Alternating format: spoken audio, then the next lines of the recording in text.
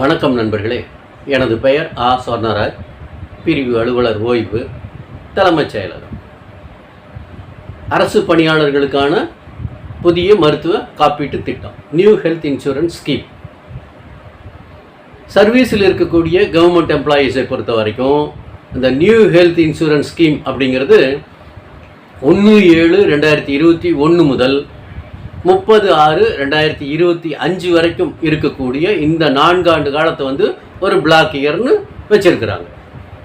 பென்ஷனர்ஸை பொறுத்த வரைக்கும் 1/7/2022 முதல் 30/6/2026 வரைக்கும் இருக்கக்கூடிய அந்த 4 ஆண்டு காலத்தை ஒரு பிளாக் இயர்னு வச்சுருக்கிறாங்க.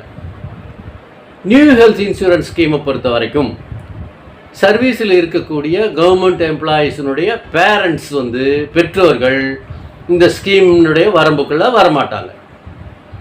அதாவது சர்வீஸில் இருக்கக்கூடிய கவர்மெண்ட் எம்ப்ளாயீஸினுடைய பேரண்ட்ஸுக்கு இந்த மருத்துவ காப்பீட்டு திட்டத்தின் கீழ் பலன் பெறுவதற்கு தகுதி இல்லை அப்படின்னு தான் இன்றைக்கி வரைக்கும் அந்த ஸ்கீமில் வச்சுருக்கிறாங்க. இப்போ கவர்மெண்ட் வந்து ஒரு ப்ரப்போசலை கொண்டு வர்றாங்க. என்ன சொல்கிறாங்கன்னா, சர்வீஸில் இருக்கக்கூடிய கவர்மெண்ட் எம்ப்ளாயீஸினுடைய பெற்றோர்களையும் இந்த மருத்துவ காப்பீட்டு திட்டத்தின் வரம்புக்குள்ளே கொண்டு வந்துக்கலாம் அப்படின்னு ஒரு முடிவு பண்ணியிருக்கிறாங்க.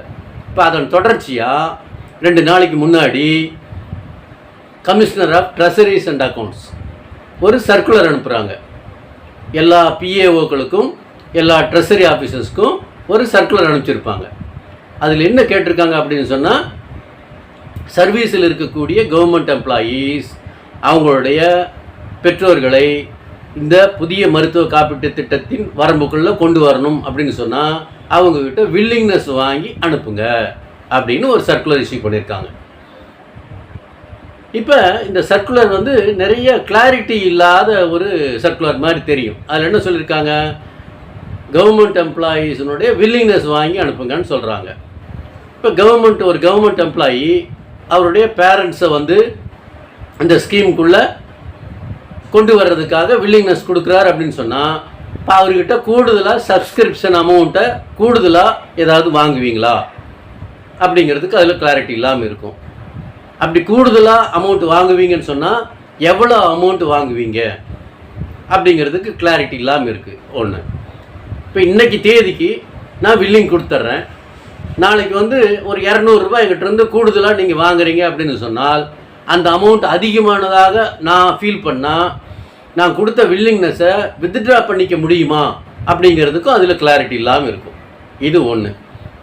அடுத்தது, இந்த நியூ ஹெல்த் இன்சூரன்ஸ் ஸ்கீமில் இந்த தேதி வரைக்கும் அந்த மேக்ஸிமம் சீலிங் அமௌண்ட்டான 5 லட்சம் ரூபாய் வரைக்கும் யாரெல்லாம் யூட்டிலைஸ் பண்ணிட்டாங்களோ அவங்க வந்து வில்லிங்னஸ் கொடுக்க முடியாது அப்படின்னு ஒரு கண்டிஷனை அதில் வச்சுருப்பாங்க. இப்போ இது தவறானதாக தோணுது. ஏன்னு சொன்னால், சில ஸ்பெஷல் ட்ரீட்மெண்ட்டுக்கு 10 லட்சம் ரூபாய் வரைக்கும் சீலிங் வச்சுருக்கிறாங்க. அப்படி இருக்கும்போது இந்த 5 லட்சம் ரூபாய் மேக்ஸிமம் சீலிங் அப்படின்னு ரெஸ்ட்ரிக்ட் பண்ணுறது சரியில்லை. ஏன்னா நாளைக்கே வந்து ஏதோ ஒரு ட்ரீட்மெண்ட் எடுக்க வேண்டியிருக்கும். அது வந்து அந்த ஸ்பெஷல் ட்ரீட்மெண்ட் கேட்டகரியில் வர்றதுக்கான வாய்ப்புகள் இருக்கலாம். அப்படி இருக்கும்போது அவருக்கு வந்து 10 லட்சம் ரூபாய் வரைக்கும் சீலிங்க்கு எலிஜிபிலிட்டி இருக்குது. அப்போ 5 லட்சம் ரூபா வரைக்கும் இன்னத்த தேதிக்கு ரெஸ்ட்ரிக்ட் பண்ணுறது அப்படிங்கிறது சரியானதாக படலை. இது 2. அடுத்தது பார்த்தீங்கன்னாக்கும் டிபெண்டன்ட் பேரண்ட்ஸ் அப்படின்னு சொல்லியிருப்பாங்க. அது அரசு பணியாளரை சார்ந்துள்ள பெற்றோர்கள் மட்டும் அப்படிங்கிற மாதிரி அது அர்த்தம் தொனிக்குது. இப்போ அந்த டிபெண்டன்ட் அப்படிங்கிறதுக்கான டெஃபனிஷன் வந்து அதில் இல்லாதனால நாளைக்கு ஒரு கவர்மெண்ட் சர்வெண்ட்டோட பேரண்ட்ஸுக்கு ட்ரீட்மெண்ட் எடுத்துகிட்டு அவங்க வந்து இவருடைய டிபெண்ட்டாக இல்லை, அவங்க வந்து இண்டிபெண்ட்டாக இருந்தாங்க அப்படிங்கிற மாதிரியான ஒரு நேர்வு வந்துச்சு அப்படின்னு சொன்னால், டிபெண்ட் அப்படின்னு நிரூபிக்கிறதுக்கு என்ன மாதிரியான டாக்குமெண்ட்ஸு தேவைப்படும், என்ன மாதிரியான சிச்சுவேஷன் இருந்தால் டிபெண்ட்டுன்னு நான் சொல்லணும் அப்படிங்கிறதுக்கான தெளிவுகள் இல்லாமல் இருக்கும். இது ஒன்று.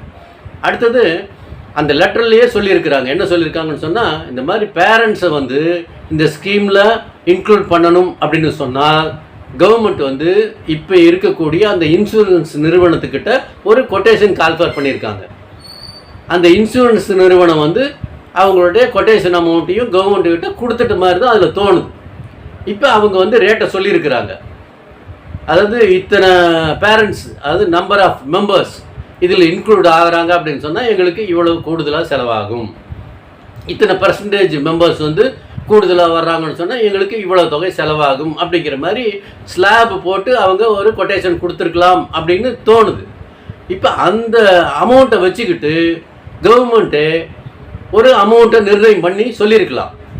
அது இத்தனை லட்சம் அரசு ஊழியர்கள் வந்து இன்னத்து தேதிக்கு மெம்பராக இருக்கிறாங்க, அவங்க வந்து இந்த நியூ ஹெல்த் இன்சூரன்ஸ் ஸ்கீமில் வந்து கவரேஜில் வர்றாங்க, அவங்களுடைய பேரண்ட்ஸ் 20% வருது அப்படின்னு சொன்னால் அவங்க வந்து டென்டேட்டிவாக இவ்வளோ அமௌண்ட்டு கூடுதலாக சப்ஸ்கிரிப்ஷன் கட்ட வேண்டி இருக்கும். 50% மெம்பர்ஸ் வந்து இதில் உள்ளே வர்றாங்கன்னு சொன்னால் இவ்வளோ அமௌண்ட்டு கூடுதலாக செலுத்த வேண்டி இருக்கும். இல்லை 75% மெம்பர்ஸ் உள்ளே வர்றாங்கன்னு சொன்னால் இவ்வளோ அமௌண்ட்டு கூடுதலாக செலுத்த வேண்டி இருக்கும்னு ஒரு ஸ்லாபை போட்டு டென்டேட்டிவாக சொல்லி இப்போ நாங்கள் வாங்கக்கூடிய இந்த வில்லிங்னஸ் அப்படிங்கிறது ஒரு சர்வேக்கானது அப்படிங்கிற மாதிரி கொஞ்சம் கிளாரிட்டியாக சொல்லியிருந்தாங்கன்னா எந்த விதமான குழப்பத்துக்கும் இடம் இல்லாமல் இருந்திருக்கும் அப்படிங்கிறது என்னுடைய கருத்து. அது கிளாரிட்டி இல்லாமல் இப்போ ஒரு கவர்மெண்ட் சர்வெண்ட்டுக்கிட்ட போய் நம்ம வில்லிங் கேட்கும்போது கண்டிப்பாக அவர் சில கொஷின்ஸு கேட்பார். நான் வில்லிங் கொடுத்தா என்கிட்ட கூடுதலாக எவ்வளோ அமௌண்ட்டை பிடிப்பீங்க, ஒருவேளை கூடுதல் அமௌண்ட்டு என்னால் கட்ட முடியாது அப்படிங்கிற ஒரு சூழலில் நான் வந்து இப்போ கொடுக்குற வில்லிங்னஸை வித்ட்ரா பண்ணிக்க முடியுமா அப்படிங்கிற மாதிரியான ஒரு கேள்விக்கெல்லாம் கவர்மெண்ட்டு பதில் சொன்னதுக்கப்புறம் தான் அவர் வில்லிங் கொடுப்பார் அப்படின்னு தோணுது. இப்போ இதுக்கெல்லாம் வந்து என்ன பண்ணுவாங்கன்னா டிபார்ட்மெண்ட்லேருந்து இப்போ ட்ரெஸரிஸ் அண்ட் அக்கௌண்ட்ஸுக்கு அனுப்புவாங்க. இதெல்லாம் கிளாரிட்டி இல்லாமல் இருக்குது, இதுக்கெல்லாம் கிளாரிஃபிகேஷன் கொடுத்தா மட்டுமே கவர்மெண்ட் சர்வெண்ட்ஸ் வந்து வில்லிங் கொடுக்குறான்னு சொல்கிறாங்க, அதனால் இதுக்கெல்லாம் எங்களுக்கு வந்து கிளாரிஃபிகேஷன் கொடுங்கன்னு கமிஷனர் ஆஃப் ட்ரெஸரிஸ் அண்ட் அக்கௌண்ட்ஸை கேட்பாங்க. அவங்க இன்டர்ன் வந்து ஃபைனான்ஸ் டிபார்ட்மெண்ட்டை கேட்பாங்க.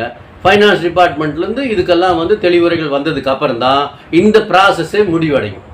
இந்த ப்ராசஸ் எல்லாம் முடிவடைஞ்சதுக்கு அப்புறம் தான் எத்தனை கவர்மெண்ட் சர்வெண்ட்டோட பேரண்ட்ஸு இந்த ஸ்கீமுக்குள்ளே வர்றாங்க, அதுக்கப்புறம் வந்து சப்ஸ்கிரிப்ஷன் அமௌண்ட்டு எவ்வளோங்கிறத ஃபிக்ஸ் பண்ணுவாங்க. அதுக்கப்புறம் தான் இது வந்து நடைமுறை வர்றதுக்கு வாய்ப்புகள் இருக்கும். இது கிட்டத்தட்ட வந்து இப்போது இருக்கக்கூடிய இந்த பிளாக் இயர் கம்ப்ளீட் ஆயிரும் அப்படிங்கிறது தான் தோணுது. 2025 1/7/2025க்கு பின்னாடி வரக்கூடிய அடுத்த பிளாக் இயரில் தான் இதை இம்ப்ளிமெண்ட் பண்ணுவாங்க அப்படின்னு தான் தோணும். இதை வந்து நம்ம தெரிஞ்சுக்கணுங்கிறதுக்காக தான் இந்த வீடியோ. சரிங்களா? நன்றி, வணக்கம்.